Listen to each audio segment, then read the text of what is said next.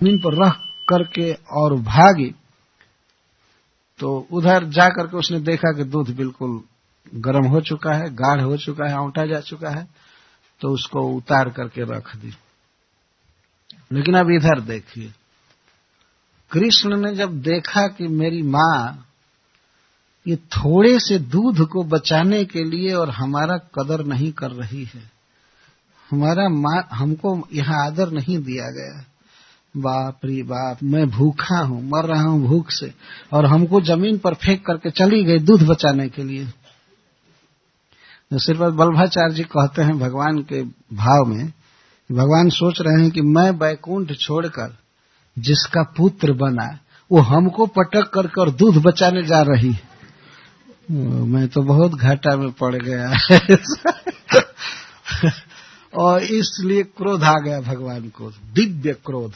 ये साधारण क्रोध तो मायाबद्ध जीवों को होता है, भगवान का क्रोध भी भगवान है, दिव्य क्रोध आ गया और वो रोने लगे, थोड़ा थोड़ा रोने लगे, मिथ्या रुलाई कि इस घर में मेरा कोई आदर नहीं है, मेरे भूख की कोई अपेक्षा नहीं की जा रही है, हमको भूखे छोड़ करके चली गई।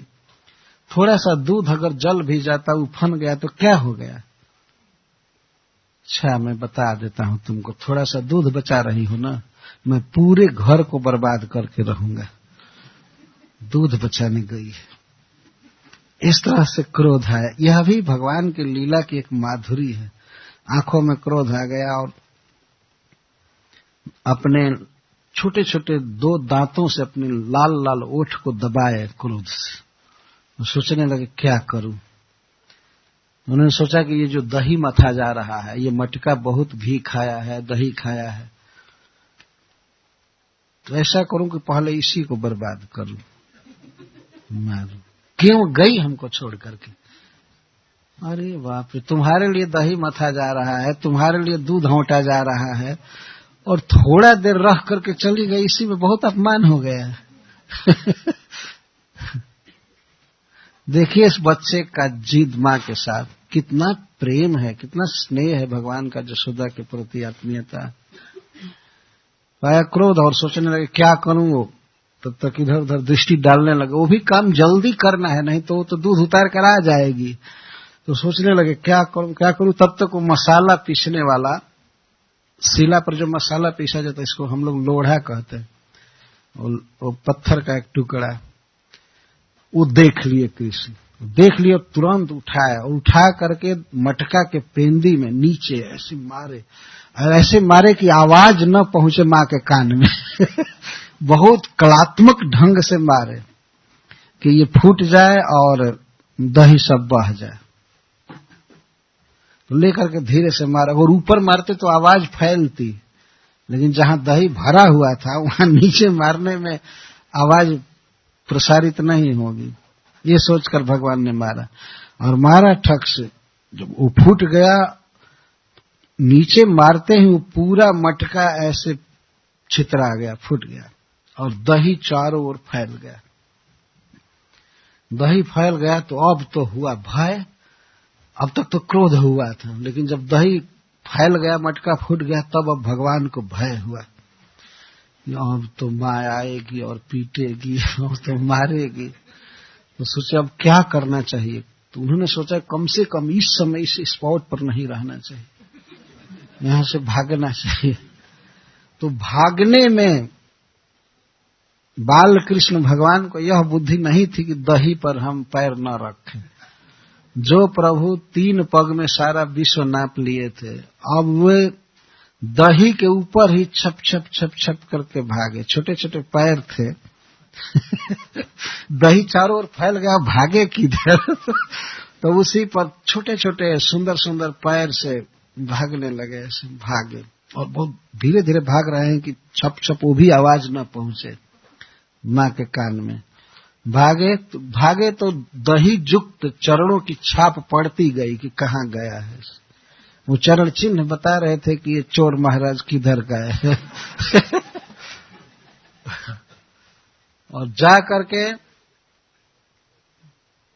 एक उखल पर चढ़े।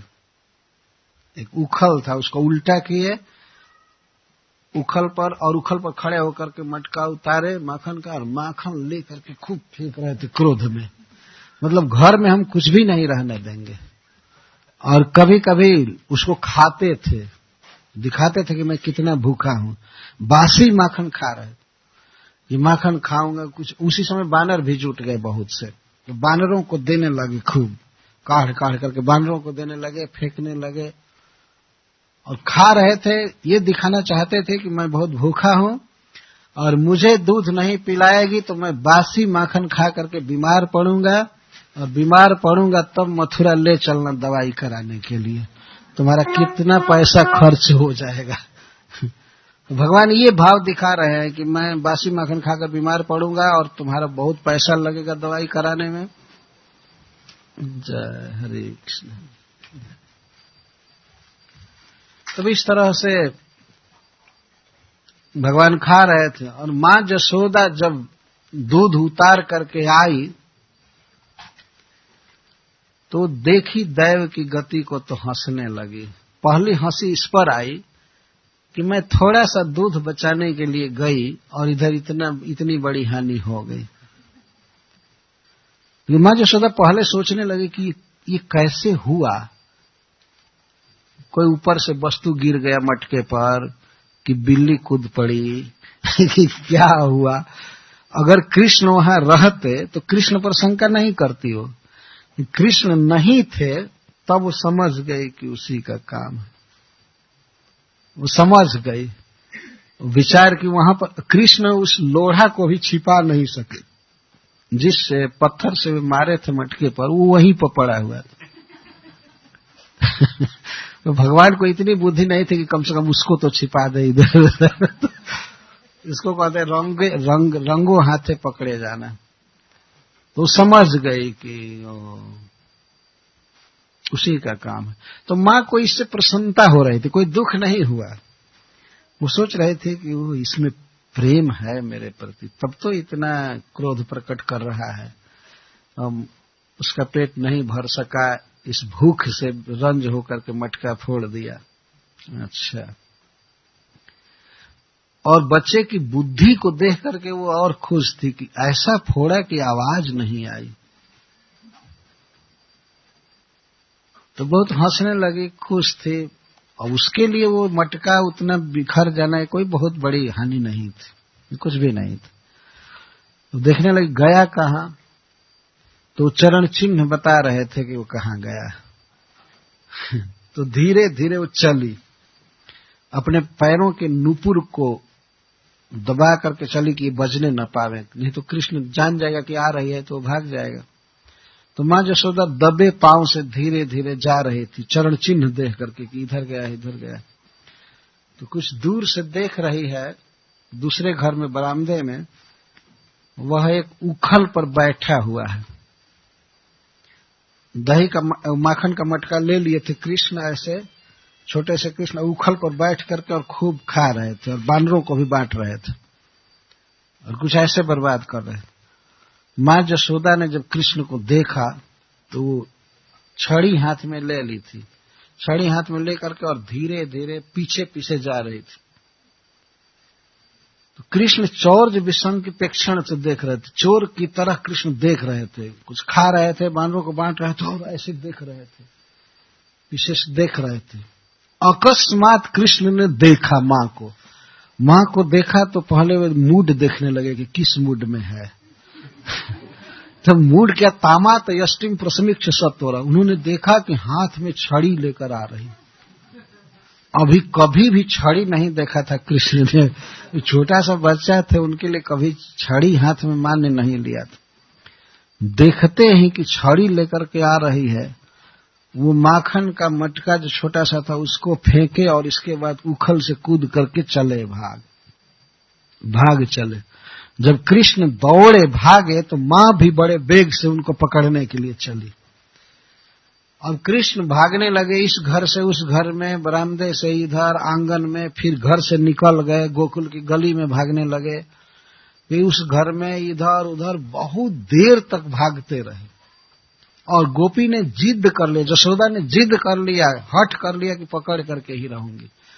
गोस्वामी सुखदेव गोस्वामी जी कहते हैं कि जिन प्रभु के पीछे योगियों का, निर्मल अंतःकरण भक्तों का मन भी नहीं दौड़ पाता है, मन से भी नहीं पकड़ पाते हैं, उनको पकड़ने के लिए गोपी जसोदा पीछे पीछे दौड़ रही थी। दौड़ने में कृष्ण तो हल्के शरीर वाले थे, उनका तो कुछ हो नहीं रहा था। मां का शरीर बड़ा था, भारी था, तो वो थकने लगी और पूरा फूल गिर गया उसके चोटी का, पसीना से लथपथ हो रही थी। दौड़ रहे थे, कृष्ण भाग रहे थे। वो सोच रहे थे कि अगर इस समय पकड़ में आ जाऊंगा तो बहुत मारेगी।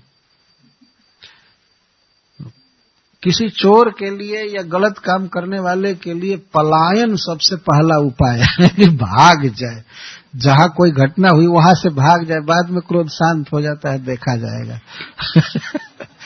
तो भगवान भी भाग रहे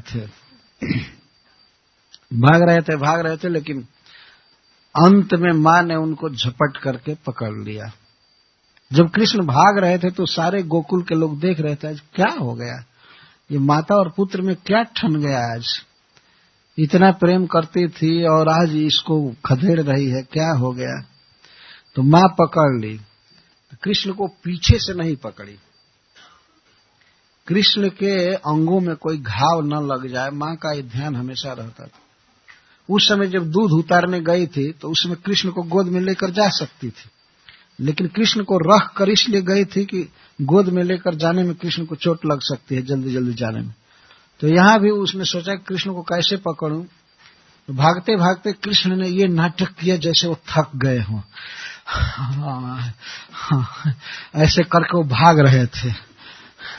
हाँ, ऐसा नहीं करूंगा, भाग रहे थे, थकने की लीला कर रहे थे।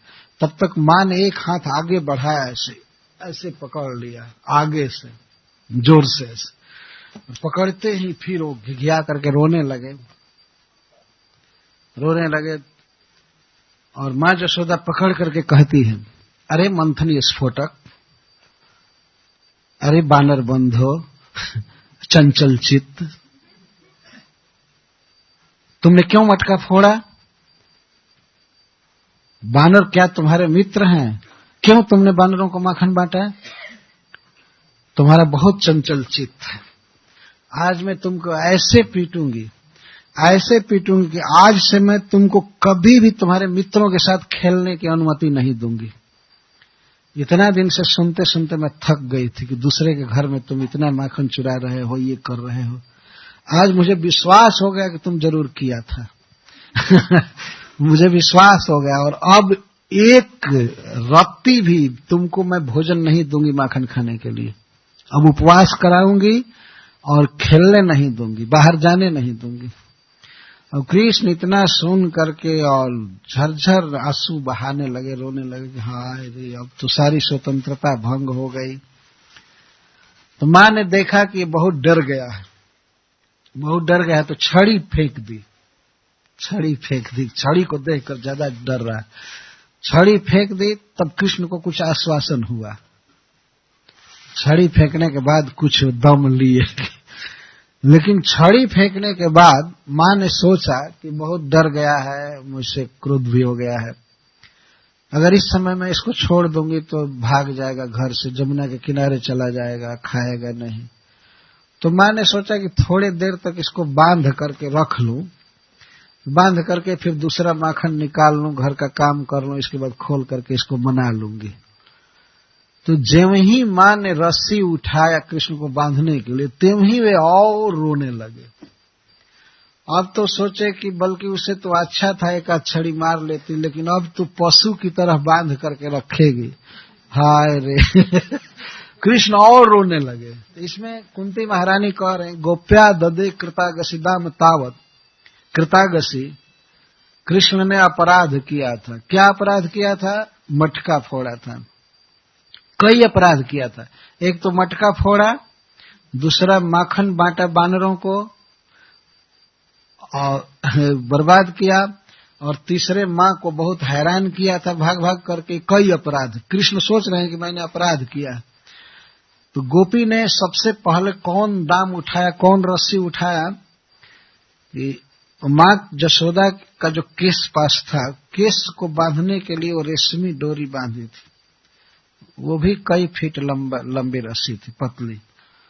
तो माँ ने सबसे पहले अपने केशपाश की रस्सी को लिया और उस रस्सी को लेकर पहले उखल से बांधी, पत्थर का उखल था उससे बांधी, और दूसरा छोर अपने लाला के कमर में बांधना चाहती थी कि बांध दूंगी तो यहीं पर पड़ा रहेगा, 1-2 घंटा में फिर मना लूंगी।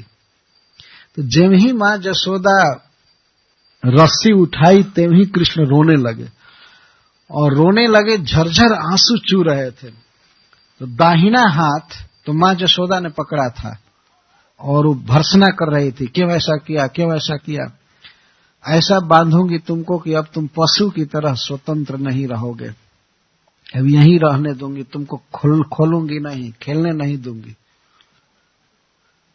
तो रोने लगे, इतना आंसू छू रहे थे कि काजल जो नैनों में था, नेत्रों में था, वो धुलने लगा आंसुओं से, और भगवान अब इतने दीन दशा में हो गए थे।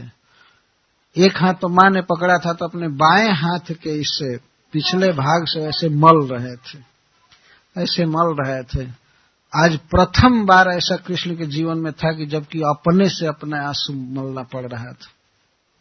तो इसके पहले कभी भी कृष्ण रोते थे तो माँ आती थी, तुरंत आंसू पोंछती थी, आंचल से गोद में उठा लेती थी, दूध पिलाती थी। लेकिन आज भगवान इतने दीन हो गए थे कि माँ तो ऊपर से मारना चाहती है, बांधना चाहती है, तो अब स्वयं ही अपने हाथ से आंसू पोंछ रहे थे। तो आंसू पोंछने तो आता नहीं है बच्चों को, वो आंसू क्या पोंछ रहे थे, जब आंसू पोंछ रहे थे तो और काजल गाल पर फैल रहा था इधर उधर, इससे और सुंदर लग रहे थे। आंसुओं से भिंग भिंग करके नेत्र का काजल भगवान के नेत्रों के प्रांत में इधर उधर फैल रहा था। प्रसरत कज्जल कहा गया, ये भी भगवान की एक अद्भुत माधुरी है। ऐसा लाचार, ऐसा दीनहीन तो भगवान अपने पूरे जीवन के इतिहास में कभी नहीं बने। वही प्रभु जो नरसिंह अवतार लिए, राम अवतार लिए, बाराह देव और वामन देव, आज इतने लाचार हैं। अब माँ मारने जा रही है, बांधने जा रही है, तब क्या करे, रो रहे। बहुत दुख प्रकट कर रहे थे भगवान के, हाय हाय माँ मेरा आंसू नहीं पोंछ रही है, मुझे नहीं सहला रही है, आज मुझे स्वयं आंसू पोंछने पड़ रहा है। तो इस तरह से रो रहे थे। तो माँ जब बांधने चली, एक छोर को उखल से बांधा और दूसरे को कमर में लाई बांधने के लिए। जब ऐसे ला करके लपेट करके और बांधना चाहे, लेकिन माँ ने इस पर ध्यान नहीं दिया, वो दूसरी रस्सी फिर लाई, दूसरी रस्सी को उस मूल रस्सी में गांठ बांधी, और गांठ बांध करके जब कमर में बांधने चली तो यहां बांधने चल तो फिर 2 अंगुल कम। इसके बाद बहुत लंबी रस्सी मंगाई, उसको गांठ दे करके और यहां बांधने चली तो फिर 2 अंगुल कम। जब जदा दत्त बंधनम, जो बंधन देती थी बांधने में 2 अंगुल कम पड़ रहा था।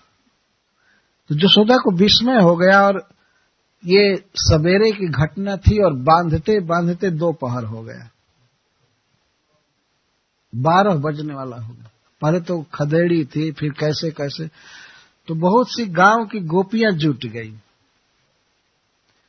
और जो मातृभाव वाली गोपियां थी और सब जुट गई, देखने लगी। तो वो लोग आश्चर्य में पड़ गए कि ये लाला की मुट्ठी भर कमर है, छोटी सी कमर है, और रस्सी इतनी लंबी लंबी आ रही है और फिर भी घट रही है, क्या बात है।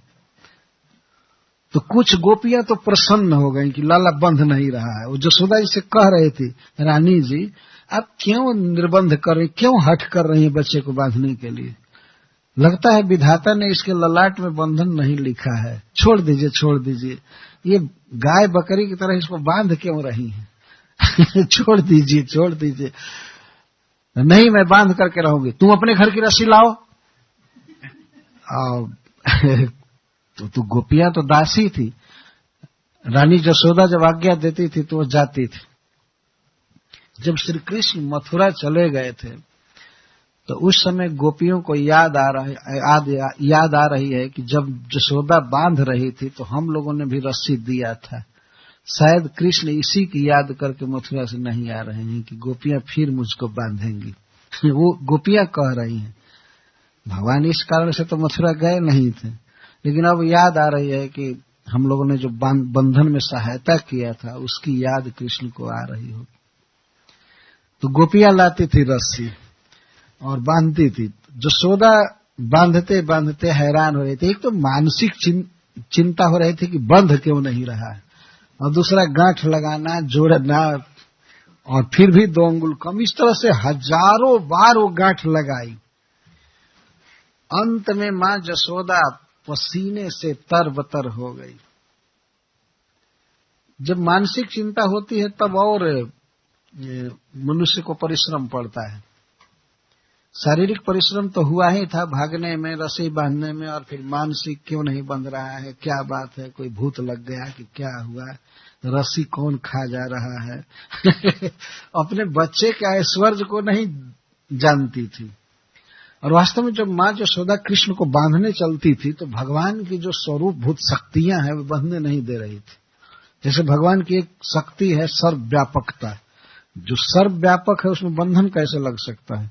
अपरिच्छिन्नता शक्ति, सारी शक्तियां मिल करके भगवान को बांधने नहीं दे रही थी, वो रस्सी को ही घटा दे रही थी। लेकिन अंत में भगवान ने ध्यान से देखा। वो तो रो रहे थे, सिसक रहे थे, लेकिन उसी समय उन्होंने देखा मां पर। दृष्ट्वा परिश्रमम कृष्ण कैसा स्विन्न गात्राया, मां को पसीना हो गया था और मालती के पुष्प पूरा गिर चुके थे, बाल बिखर गया था, बेचारी की हालत बिगड़ रही थी। भगवान ने देखा कि मां मुझे बांधने के लिए इतना परिश्रम कर रही है, तो अपने मां के परिश्रम को देख करके भगवान बंधन में आ गए, अंत में बंध गए। और उखल में बांध करके मां जसोदा ने कृष्ण को कहा, बस यहीं रहो, अगर थोड़ा भी हिला डोला ना तो ऊपर से बहुत मार करूंगी। वो तो जानती थी कि उखल थोड़े घसीट सकता है, और कुछ बच्चों को कह दी कि यहां रहो, यहीं पर खड़े रहो, मैंने इसकी रखवाली करो। तो बच्चे कुछ वहां थे। बलराम जी उस समय नहीं थे, बलराम जी किसी काम से बाहर गए थे, तो आ गए। किसी ने कहा कि बलराम बलराम तुम्हारा भाई आज बांधा गया है, तुम्हारा भाई आज बांधा गया है। तो बलराम जी आए क्रोध में, कौन बांधा कौन बांधा कौन बांधा, वो बिल्कुल आवेश में हो गए, भगवत आवेश में। और वे कहने लगे, जानते नहीं हो मेरे एक फूंक से सारा ब्रह्मांड जलकर राख हो जाता है, मैं ही शेषनाग हूं, मैं ही संकर्षण हूं, पूरे ब्रजमंडल को जला दूंगा, कौन कृष्ण को बांधा है, कौन कृष्ण को बांधा है। तो किसी ने कहा कि मां जसोदा ने बांधा है। तब तो बिल्कुल ठंडे हो गए, अब क्या करें। फिर भी तड़क भड़क करने लगे, गए। मां जसोदा घर का काम कर रही थी और कृष्ण ऐसे रो रहे थे। तो कृष्ण ने जब बलराम जी को देखा तो और रोने लगे कि बलराम सहायता करेगा मेरी, अब मुझको मुक्त कराएगा। तो रोने लगे तो क्रोध बढ़ गया बलराम जी का। कहने लगे, कौन बांधा है कृष्ण को, कौन बांधा। मां को सुना रहे थे, कौन बांधा है, तुमको पता है कृष्ण कौन है? यह साक्षात नारायण है, यह भगवान है, यही अवतार लिया था नरसिंह देव के रूप में, वामन देव के रूप में यह अवतार लिया था, मत्स्य देव के रूप में अवतार लिया था, सारा अवतार यही लेता है, ऐसा है वैसा है, तुम अपराधिनी हो, क्यों बांधा क्यों बांधा क्यों बांधा। मैं सारे ब्रज को जला दूंगा, मेरे 1000 फण हैं और मैं सारा विष उगल करके जला दूंगा, खत्म कर दूंगा, कृष्ण को जल्दी खोलो नहीं खोलो नहीं। मां जसोदा ने कहा, हाँ कृष्ण तो सारा अवतार लेता है, और तुम कौन हो, तुम कौन हो? मैं संकर्षण हूं, मैं ये हूं वो हूं, ऐसा हूं वैसा हूं ऐसा हूं। मां जसोदा ने कहा कि दूसरे का घर नहीं है अवतार लेने के लिए, सब अवतार मेरे ही घर में हो रहा है, अभी छड़ी उठा करके और मरम्मत कर दूंगी, अवतार हुआ अवतार। तो मां जसोदा ने जब छड़ी उठाया तो बलराम जी भाग चले, सारा संकर्षण पना निकल गया। मैं भगवान हूं और ये है वो है। और मां जसोदा कहने लगी, ये भगवान है, ये कृष्ण नृसिंह अवतार लिया था, बिल्ली की आवाज सुनकर मेरे गोद में चिपक जाता है, हाँ बचाओ बचाओ माँ, और ये नृसिंह अवतार लिया था। अवतार बता रहे हो। और ये भगवान है तो माखन क्यों चुरा करके खाता है? भगवान है, भागो नहीं तो तुमको भी ऐसे ही बांध दूंगा। बलराम जी भाग गए तो माँ भी फिर घर का काम करने लगी। तो बलराम जी फिर आए कृष्ण के पास। कृष्ण रो रहे थे कि बलराम जी को दया आ जाए, लेकिन बलराम जी को दया आकर क्या करेगी? तो फिर बलराम जी कहते हैं, तुमको मैं कह रहा था कि चोरी छोड़ दो, तो जो किए हो कर्म फल भोगो, हम क्या करें? फिर कहते दूसरा कोई बांधा होता तो मैं उसको बता देता, मां बांधी है तो मैं क्या करूं, तो मां को क्या करूं?